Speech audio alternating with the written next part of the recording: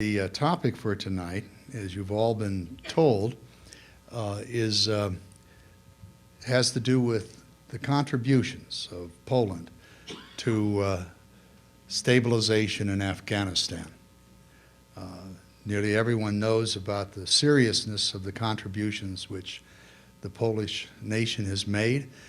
They're serving in the difficult South. They're suffering casualties, and they're performing as great partners for those who are there. NATO immediately brings to mind a wide range of questions for everyone.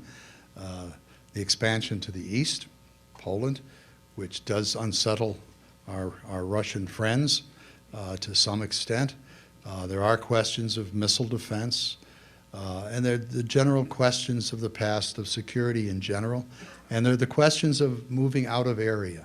So there are a wide range of things that come to mind.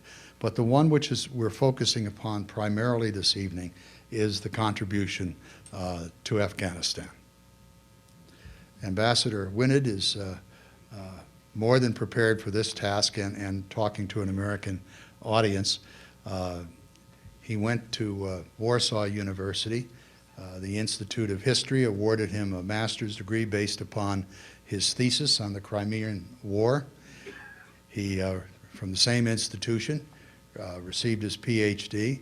The thesis was American-Polish relations, 1919 to 1939. That link to the United States has served him well, of course. He studied at Indiana University as well for a period of time, and was at the Hoover Institution in Stanford as well. In 1991, he not only received his PhD, but he entered the Foreign Service as well that same year, was assigned to the Department of North and South American Affairs. He was stationed in Washington for 5 years as first secretary and then counselor for a 5-year tour, returned to Warsaw, where he became deputy director and then very quickly director of the Department of North and South American Affairs. He returned to Washington in the significant position as Deputy Chief of Mission, where he was there for 5 years, the number 2 man in the embassy, of course. Returning to Warsaw, I'm curious about what the next one is going to be.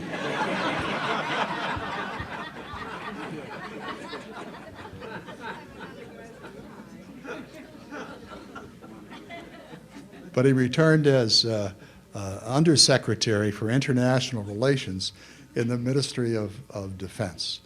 And then from there was appointed to his present position, 2007, as Ambassador of Poland to NATO and the European Union. The ambassador is going to conduct a presentation using PowerPoint, and when he completes that, the floor will be open for questions. It's my great pleasure to present the ambassador to NATO and the European Union, Ambassador Winid.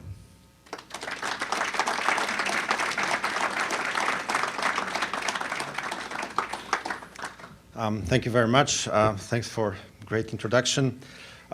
Ladies and gentlemen, if I may start with some information, what brings me here and what are we doing in NATO right now. We had a meeting in Washington Monday and Tuesday. We are working on something which is called New Strategic Concept, which is kind of a constitution of the North Atlantic Alliance.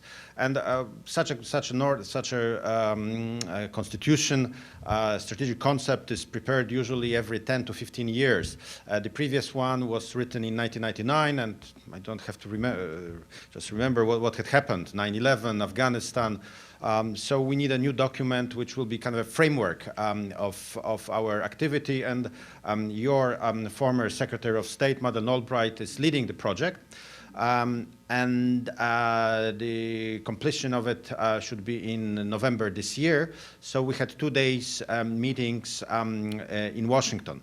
And after this well, almost 13 hours a day meetings, today is the day that all NATO ambassadors are traveling all around the United States to give presentation of This is what we are doing in Brussels, in Afghanistan, and other parts of the world. There were 9 or 10 cities to pick from, starting from San Francisco, Los Angeles, all places where the Foreign Affairs Council are active. And it was my honor to speak to you today here in Baltimore. I picked the subject of Afghanistan, and I believe this is not right now. This is one of the most important subjects. Our men and women in uniform are risking their life, are losing their life, their wealth, their health. We are facing very difficult situation down there, and since this operation is so important for you and for us, I think this is the very proper to actually concentrate my remarks on this subject and leave other areas maybe for Q&A.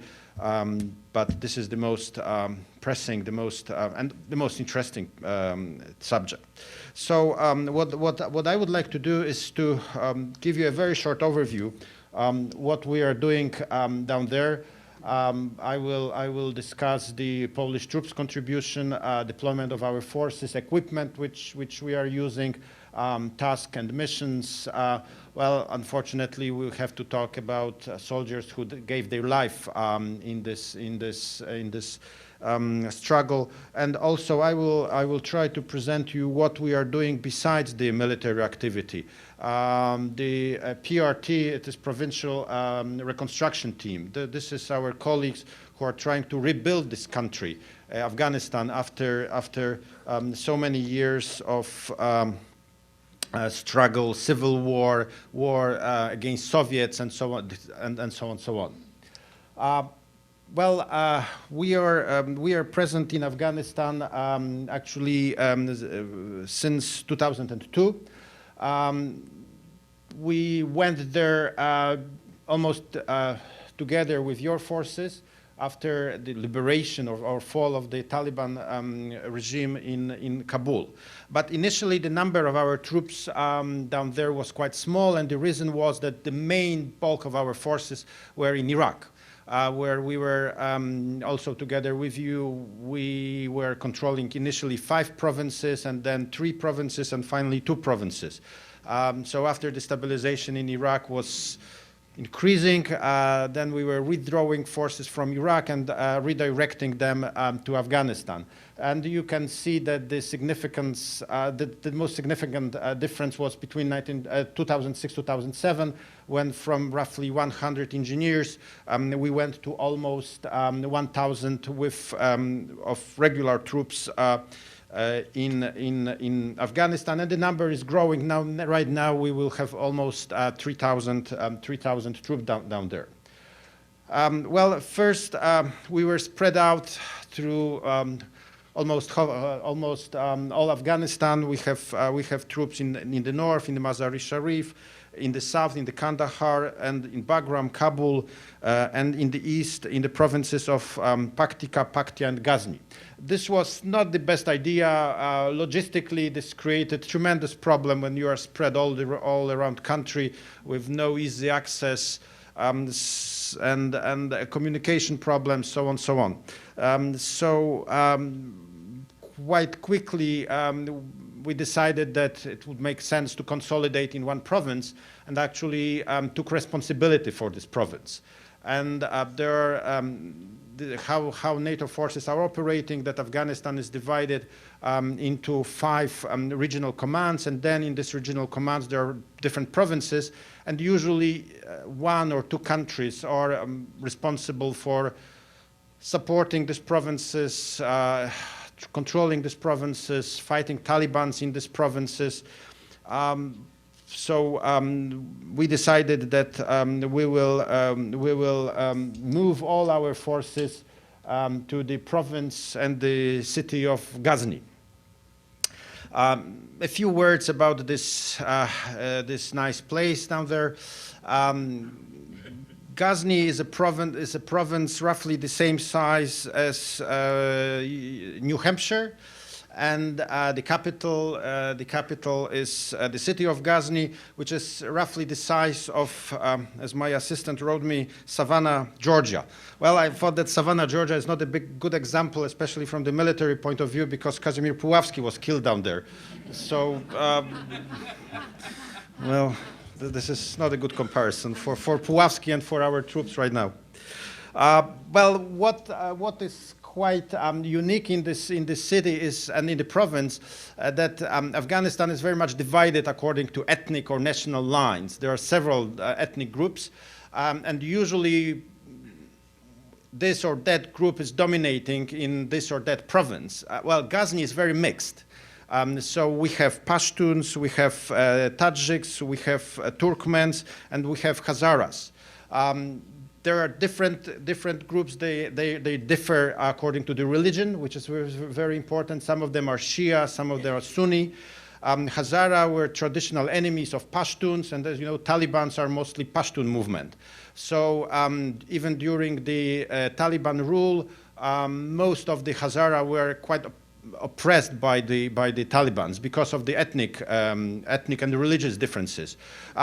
It has some good consequences for us, because in most cases Hazaras are more willing to cooperate with NATO forces than the Pashtun, for example, because they still remember what was, let's say, 10 years ago. And also we have another problem. Well, for us, this was very interesting education, because we had no contact with Afghanistan whatsoever in our history, and right now we are learning very quickly and sometimes very painful lesson. Well, Hazara are mostly farmers. They're living in the villages, while most of the Pashtuns are actually nomads, so they are moving from one place to another. So someone told me that this is a little bit similar, of course, a little bit similar to the situation which you had in the Wild West, when there were farmers in Kansas and Nebraska, let's say, farmers living there, and you have other people who were moving their hordes, from the south to the north to Chicago.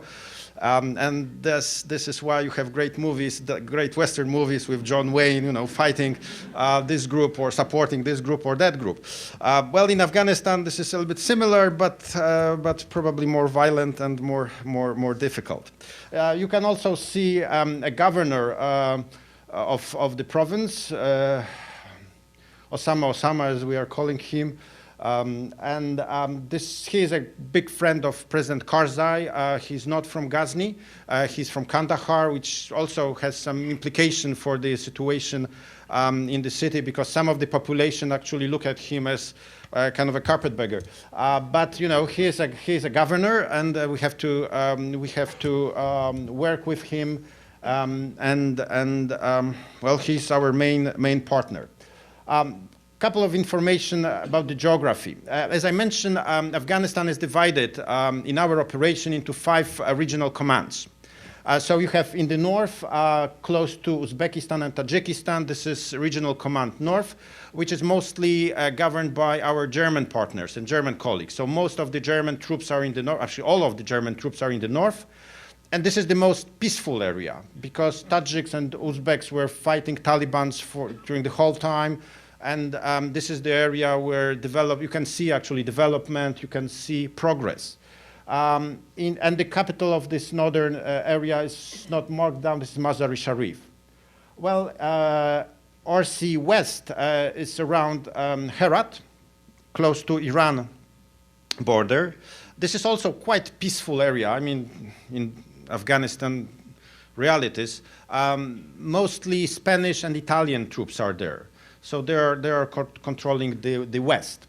Now, Kabul there's separate regional command for Kabul, and Afghan forces. We are trying to put Afghan forces in the lead in Kabul. This is kind of the first starting area for them to control their own country. And there are some Turkish troops down there, some American troops, and the French troops to the east of Kabul.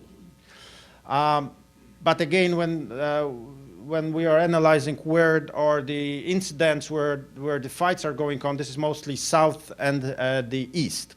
Well, south, it is, this is Kandahar, this is the regional command south, and you have Canadian troops down there, British troops, Dutch, and some Americans. Now, we are in, and Ghazni is in the regional command east. And the regional command east is American. This is run by American general, and we are part of American system with Ghazni as our province, or this may be politically incorrect to say our province which we are trying to assist. This is the proper explanation. And you can also see the ring road, this blue road. This is the most strategic highway, which is the only way of communication from Kabul to Herat. Actually, who is controlling ring road? It's controlling the whole Afghanistan. So the old struggle which we have with Taliban, with the opposition, is to control the ring road. And to the right, you can see the map of the Ghazni province, and this red areas are the areas where are the biggest concentration of, as we call them, opponent militant forces, means Talibans. It's quite difficult actually to precisely describe how many Talibans are there.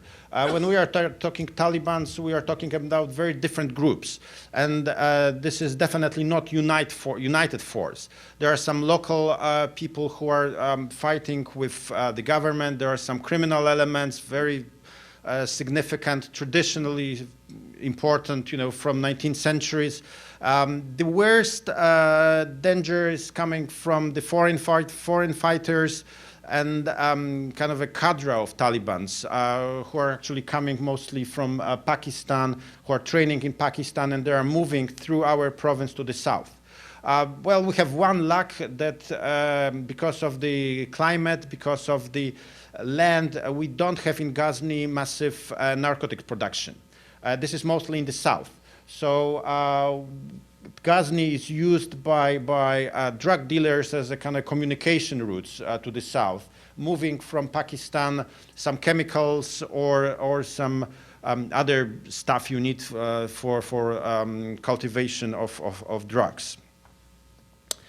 Now, what we are doing in Ghazni, we divided our province into two sections, and we have our forward operation bases around, just along the ring road. This is the most important highway. Well, highway in the, when I use the word highway, please, this is not understand that this is I-95.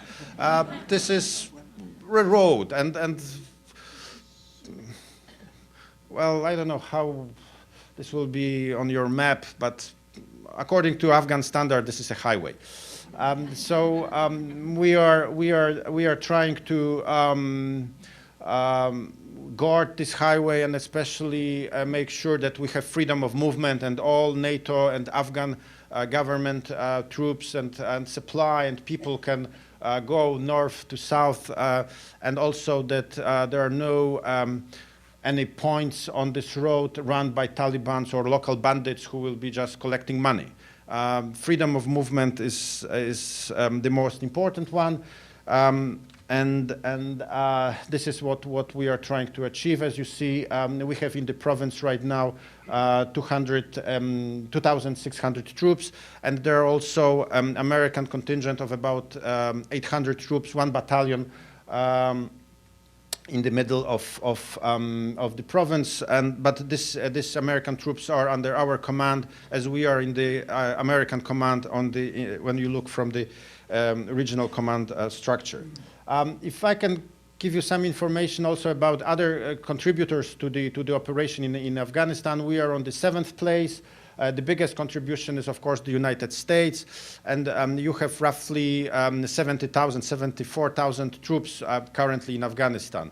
All other NATO countries have roughly 44,000 troops. And the biggest contribution is Great Britain, United Kingdom. They have roughly 10,000 troops. Then Germany with almost 5,000 troops.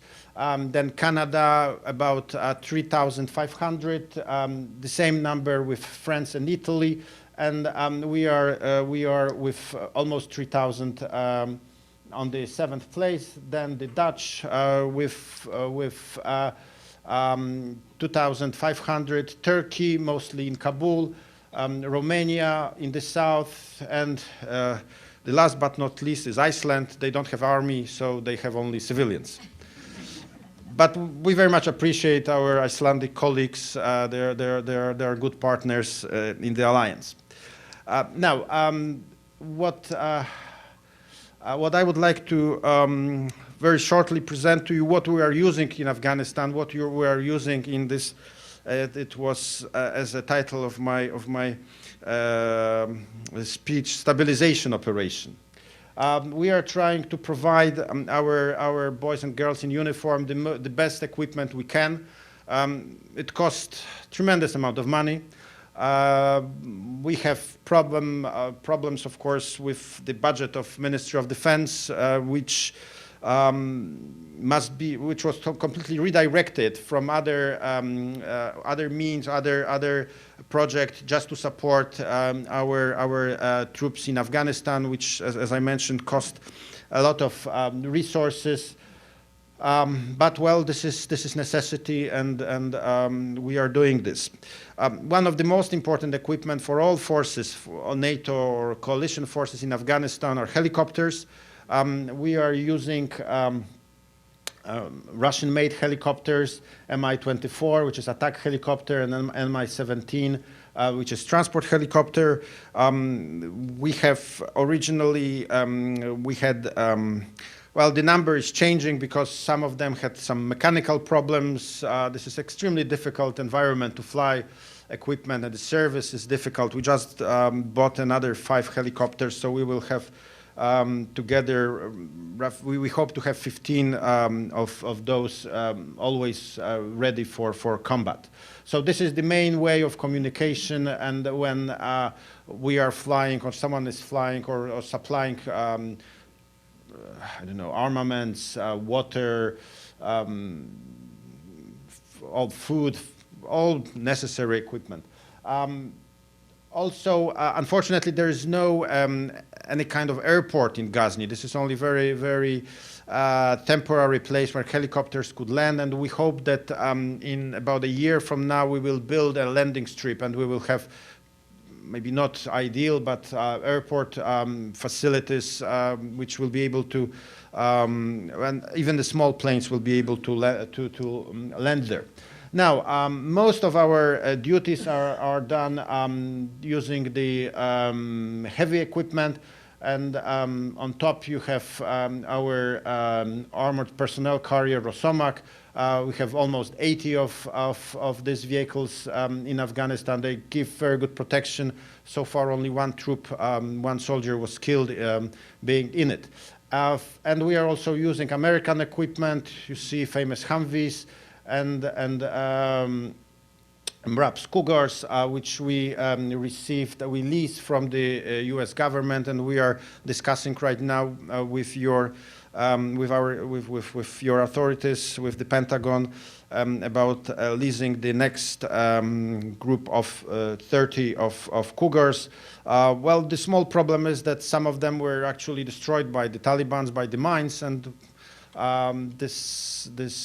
we need a new equipment. So, and especially that the number of troops is growing, so you need more vehicles. So we hope that till the end of May we will get another 30 Cougars, and we will send more armed personnel carrier Rosomak. So this will match the growing number of troops. Now, what we are protecting our base with heavy mortars. They are used mainly for protection of the bases. This is one of the lessons from Iraq. You need much better equipment to protect the bases, because in Iraq there was a scenario that they were shooting at our base and we had no way to answer.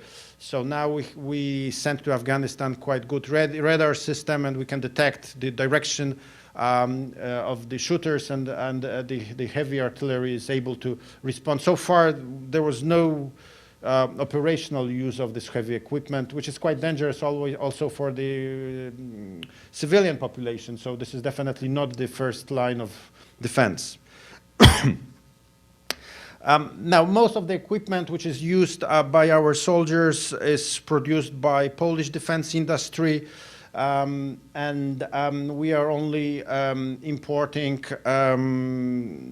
some communication equipment to have normal access to your system, and the communication between the regional command and our command is done by NATO certified, mostly American communication system. From this kind of a smaller kind of equipment, we are using American automatic grenade launchers, MK19. This is one in the back, very, very good equipment, and helpful in the well, cases where our stabilization is not going well. Intelligence is of extreme importance, especially drones. This is the new factor in war. We just bought another heavy UAVs. This gives us advantage, and we can control the movement of Taliban.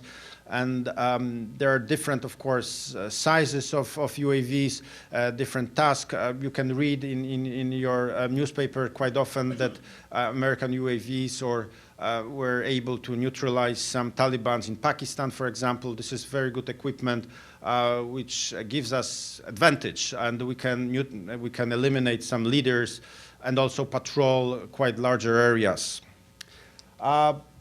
Well, the medical support is extremely important. The medical service for our troops. There are several layers of medical support. We have units in every basis. The main hospital is in Ghazni, but with more tragic events, we are sending our wounded soldiers through your system to Ramstein, big American hospital in Germany, and from Germany to Poland. A very controversial issue is how we should assist Afghans. Theoretically, this is very, very important service, but we understand that we cannot open kind of a public hospitals for the whole population. So we are trying to support Afghans when there is some tragic incidents of friendly fire, for example. But we believe that military is not the prime kind of a health provider for the Afghan population. This should be done by the Afghan government. Well, so what we are doing down there, we have combat elements, we have training elements, and then training the Afghan army and Afghan police is a very important factor I will be talking about soon. We are supporting the government, and we are the Afghan government, and of course development projects. Well, the key, according to the new strategy developed by General McChrystal, who is now leading the operation, is the protection of the civilian population, which is extremely difficult in Afghan situation when Taliban or insurgents are mixed with the local population. Very often they are terrorizing the local population. In some cases, they are just normal bandits who are terrorizing the villages or small cities, demanding ransom for, I don't know, crossing the street or having some commercial activities. This is one of the most difficult tasks, but we are trying to do this. And also, there's very big difference in the situation in the south, in the north, or in the east. In the northern and western provinces of Afghanistan, civilian organizations, NGOs can be involved in such activities helping Afghans because the general situation is much more quiet, peaceful. In south and east, without the military protection, this will be practically impossible because these volunteers would be hijacked or killed. Simple as that. And of course, we don't want to have anyone hijacked because this creates a very difficult situation, not only for this poor people who could be hijacked, but also political situation and so on and so on. So we are working through the local Afghan government and through their elected or nominated officials. As I mentioned, the most important task is training the Afghan army and Afghan police. And this is the way out of Afghanistan.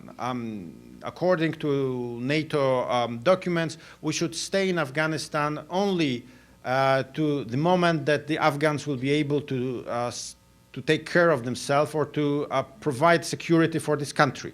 So training the Afghan army and Afghan police is the main task what we are doing now. Again, General McChrystal developed the program of training the Afghan army, and to this extent that our officers and our soldiers are actually living together with the Afghan troops.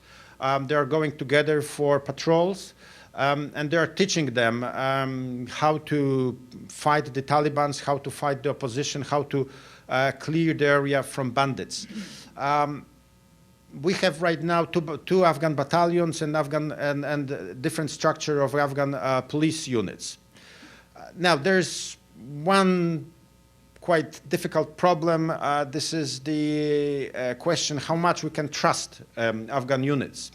And unfortunately, we had very painful experience that one of our best officers and soldiers were actually killed being on patrol because some police officers or mostly police officers actually informed the opponents where we are going, what we are doing. And there is this kind of an important factor of trust. Our experience is that actually the army units are better and more trustworthy. Police is very different. There is no tradition in Afghanistan of police units, or police in all Afghan history was kind of a local strongman who was actually living on, collecting illegal fees from, villagers, or this was the kind of a way of life. So teaching them kind of a normal definition of the police activity is quite difficult. Well, we are doing this, and we are working quite closely with Afghan, and say we as a NATO as a whole, because this is the program which is going throughout Afghanistan. We are eliminating problems that, for example, Taliban were able to pay more to their fighters, their volunteers, that we were able to pay the Afghan police officers. So it was quite difficult initially to recruit people because on the one hand their income was lower and their job was more dangerous. But somehow we managed to fill the gaps, and right now the recruiting process is going quite well. The problem is, in the long run problem is how Afghani government will be able to sustain such big military and police forces. Well, the taxation system do not exist there, and there was never any taxation. So there's a problem who will pay for police and for the army. Well, there are advisors in Kabul, in all the ministries. We are building from scratches the taxation system, but again, they have also very kind of a significant philosophical problem that they have to pay taxes to the government, which is far away and not in the next village. But we hope that there will be also, it's actually cheaper to train and keep the local Afghan units than keep our forces down there. Usually the cost of keeping one NATO soldier equals to roughly 8 or 10 local soldiers. So there's big difference in costs, and in the long run, this is why this is, as I mentioned, way forward. But before the Afghan army and Afghan police will be ready to fulfill all their duties, we have to do most of the fighting. So counter-insurgency operations are going constantly. We are trying to stop the movement of Talibans, mostly from the east to the west, to Kandahar. We were able to isolate the areas where they have the biggest support. And again, the situation is very different in different districts of our province. In some districts, there's actually quite a strong grassroots movement supporting the Taliban because of the ideological reasons. In the other, there are practically no Talibans. So again, the province is very unique in scale of the whole country. The biggest problem which we are facing is caused by improvised explosive devices. We lost, most of our soldiers actually lost their life in incidents involving improvised explosive devices. We are trying to eliminate the source of those IEDs, but unfortunately our opponents are able to import quite sophisticated equipment, materials from very different countries. And some of this, I mean, all of this, import is, of course, illegal, but there are a lot of mines and electronic equipment coming from different Asian countries. And to eliminate it totally is almost important. Well, I mentioned that we are supporting the Afghan government. We are supporting the elections. There were the presidential elections. Probably you were reading that President Karzai won elections. We were not involved in the elections. I mean, Polish troops or NATO troops are only providing security for the election post, but we are not inside. And this was the Afghan election, Afghan process. And sometimes there were accusations that there were, as it is nicely called in English, irregularities in the elections.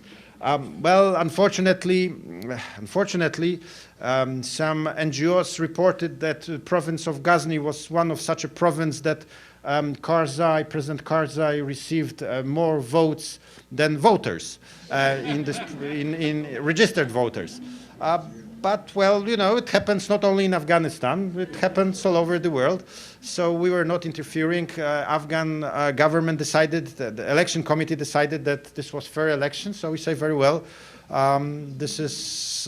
We did not have any incidents like, you know, blowing the voting posts. This was clear. President Karzai won. Well, what can I say more? His governor is quite efficient.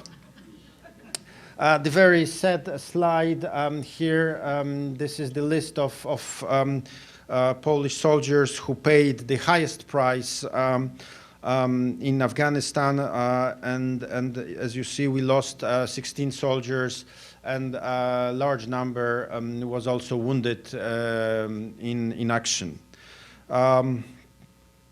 As I mentioned, the most of them were killed because of improvised explosive devices. Roughly 1/3 were killed during the shooting exchange with Talibans. I would like to conclude with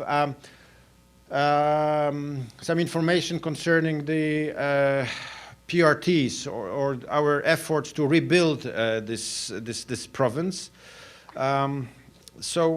We are running several projects in Afghanistan, and again here we are cooperating very closely with American PRT, and also we have some Japanese projects. As you know, Japan do not have any troops in Afghanistan, but they are sending civilian experts and the resources which allows us to run some of these projects. Just to highlight the most important one, road modernization. This is important to give people space to travel, to trade, to start kind of a new normal life. And freedom of movement is one of such example. We practically built from scratches the power plant in Ghazni, so they have electricity right now. We brought from Poland 2 generators which were installed down there, and maybe not the whole city, but roughly 1/3 of the city of Ghazni do have electricity, which is important because this gives them access also to, for example, radio, information, and so on, so on. Water supply. That's another very important factor. Clean water was almost never known down there, so at least some way of bringing this modernization is important, because this is also part of the battle for hearts and minds of the local people. If we will be able to show them that we are not bringing only guns and ammunition, but also we are providing roads, we are providing electricity, or their institutions are providing electricity using the equipment which we brought. Or there's a water, the geological structure. We do the research about that. So again, another source of water could be found, and so on, so on. Well, we built the radio in Ghazni. This is, if someone would tell me 5 years ago that Poland will be running radio in Pashto in Ghazni, I would never ever believe, but that's the fact. There's a radio. I mean, there's Afghans who are operating this radio. We put it together, and this is one of the source of information, and this is another front of battle for hearts and minds in Ghazni. The radio is run by the local Afghan officials, but we are not interfering in the kind of a political context. The most important part is to show the progress, to inform the people, just to fight the Taliban propaganda. Hospital. We are supporting the hospital in Ghazni, and education system. You can see in the last on the right. There was a high school in Ghazni. There is a high school in Ghazni, and the high school was always a target for Talibans because this was different kind of education, not in madrasa, very, Islamic way of education. We are trying to show them that there is another way of getting knowledge. So to protect the school, we built a big wall, and the same was with the girls' school.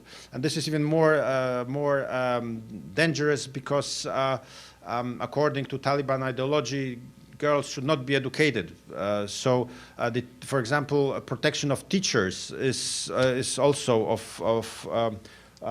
is also quite important. Now, the newest projects, we are trying to build the legal system. Well, of course, I know that lawyers are not, are quite popular, but in Afghanistan, especially in Pakistan, the lawyers community play a very important role.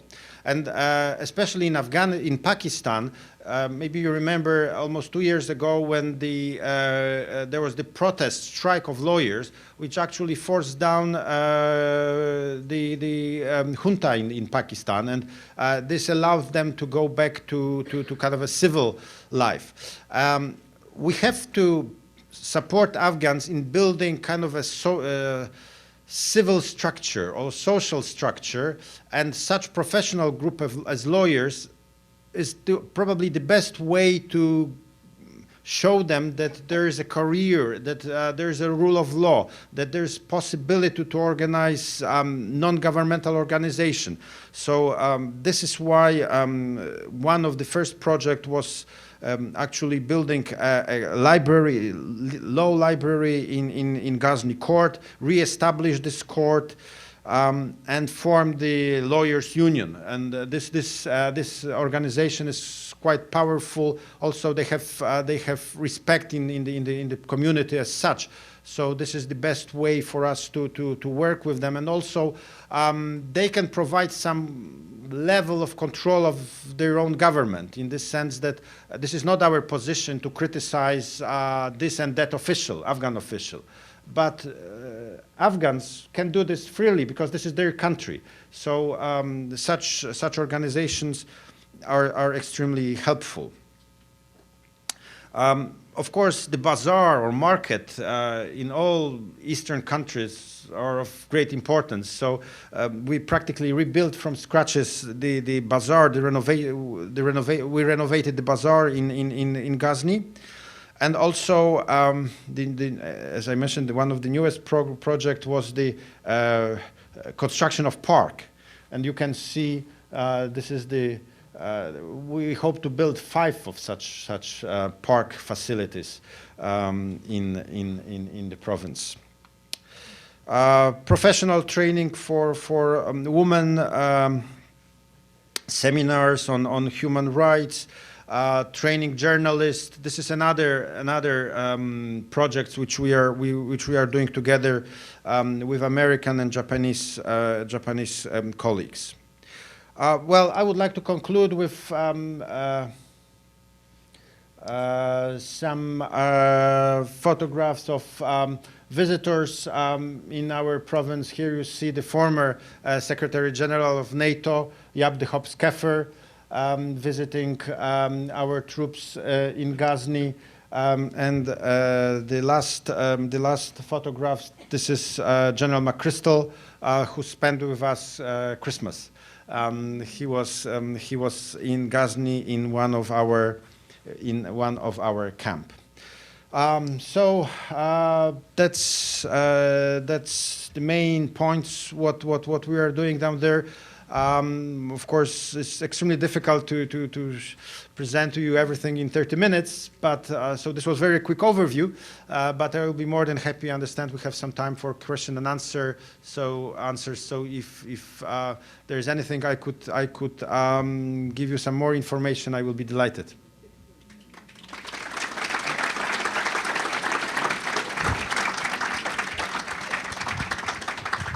Well, thank you very much. Extraordinarily informative, and it's interesting, the full range of things that you're doing, certainly. The floor is open for questions. Yes, sir. How big is the language problem between the troops and the natives, and how many interpreters are involved? Okay, the answer is gigantic problem. We are, because the translation, well, first of all, we did not have practically any Afghans or Poles able to speak Dari or Pashto or different dialects they are using. There were 2 or 3 professors in different schools who were teaching this culture, but well, you don't send professors for combat, usually. What we are doing, we are using English, and there are some Afghans who can speak English, and this is the same similar scenario like we used in Iraq. In Iraq, it was a little bit easier.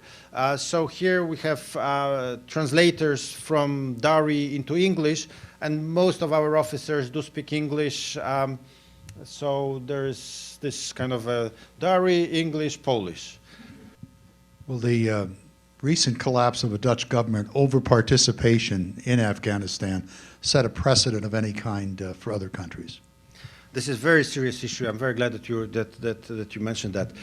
This creates a big problem for us. Well, there's no secret that the support in Poland for the operation is very limited.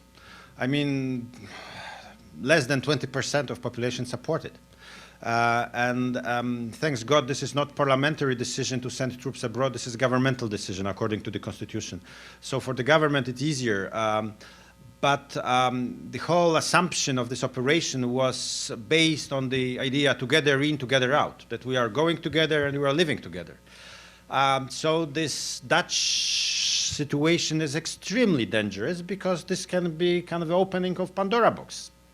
And you know, I had the pleasure when I was still Deputy Minister of Defense. I was discussing this with members of Parliament, and this was one of the most violent hearings ever happened in my life. And actually, I'm quite glad that right now in Brussels, and my colleague will have to do the explanation probably in a couple of months. But no, seriously speaking, I very much hope that, you know, Dutch are very reasonable people. I mean, you know, they discovered New York, yeah?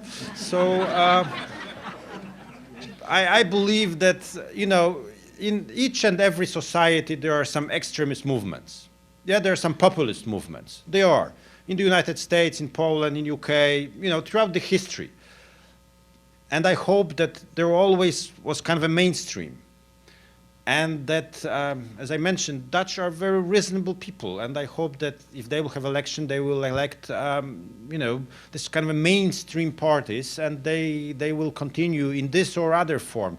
But withdrawing from Afghanistan without consultation with other allies will cause extremely difficult problems for all of us. Maybe not for the United States because of different reasons, but in Europe, this will be extremely difficult situation for us. The question is, where does Poland stand with respect to percent of GDP for defense purposes? Actually, I participated in this meeting in Washington. This was part of our seminars and our discussions yesterday.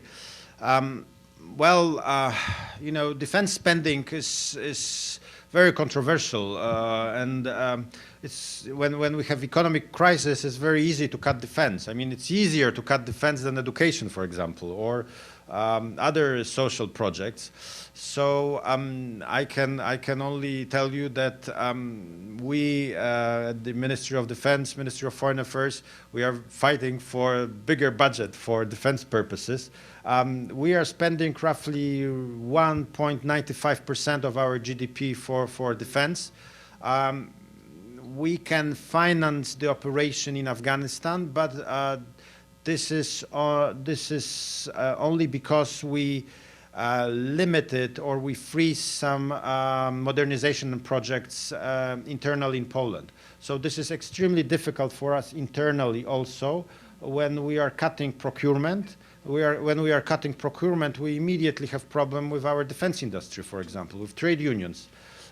So this is very costly operation, and it cost us a lot of resources, and this is why we are advocating that there will be a moment in the operation when we will give the leading role to the Afghans, and we will be able to slowly start to withdrawing our troops. But again, this withdrawing scenario will look as a NATO, as a such scenario, not individual countries. What are the prospects for negotiation with the various factions you deal with? This is part of the General McChrystal ideas how to conclude, how to end this conflict. But this is extremely difficult because the whole idea was to negotiate with moderate Talibans. And I must tell you, when I was in Afghanistan, my last trip, it was a couple of months ago, and I was talking to a colleague of mine who was a commanding officer of our troops, and I discussed this with him. He looked at me and said, you know, Boguslaw, but where you have this moderate Talibans? Because I'm here for a year, I never saw anyone moderate Taliban. Well, but no, maybe this was too sarcastic.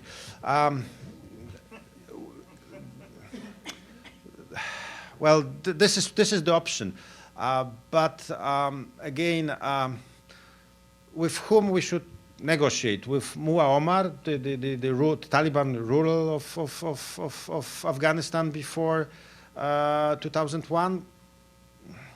I mean, there's no, you need two to tango. And here I don't see that we will be able to persuade, we will not be able to persuade these hardcore Talibans.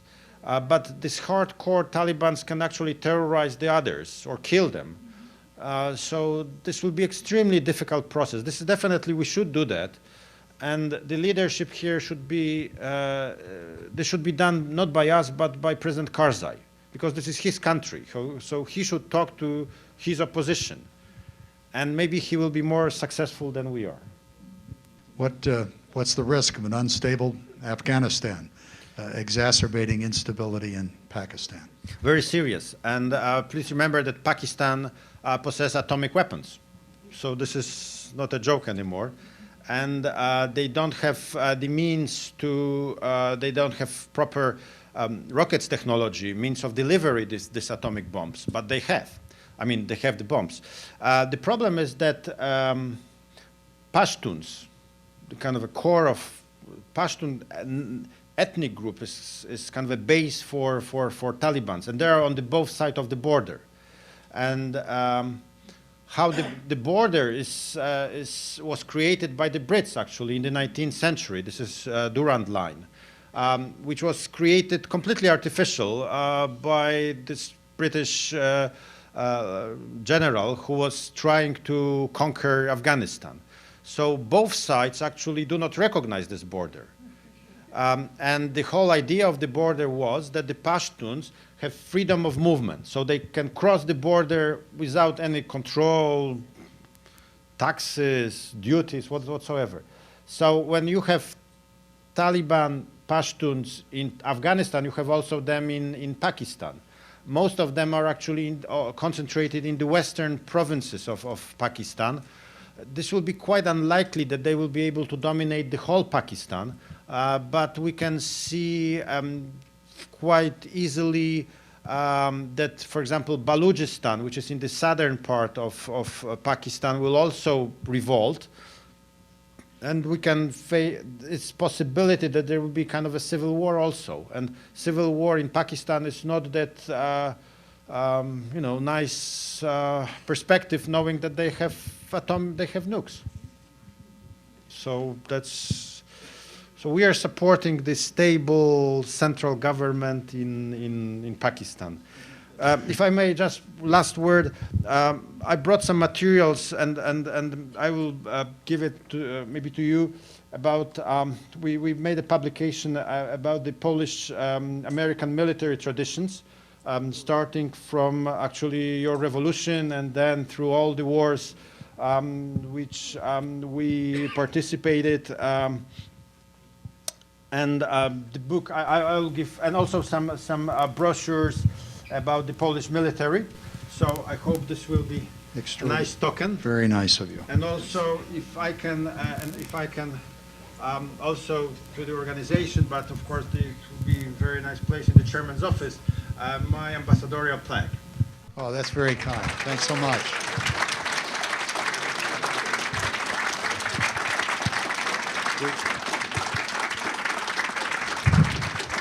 And we promise not to cover it with old newspapers and other clutter which abounds in our office. This is terrific. This has been extraordinarily informative, very enjoyable, and profoundly sobering as well. And we thank you for a very realistic and nice evening. Thank you very much.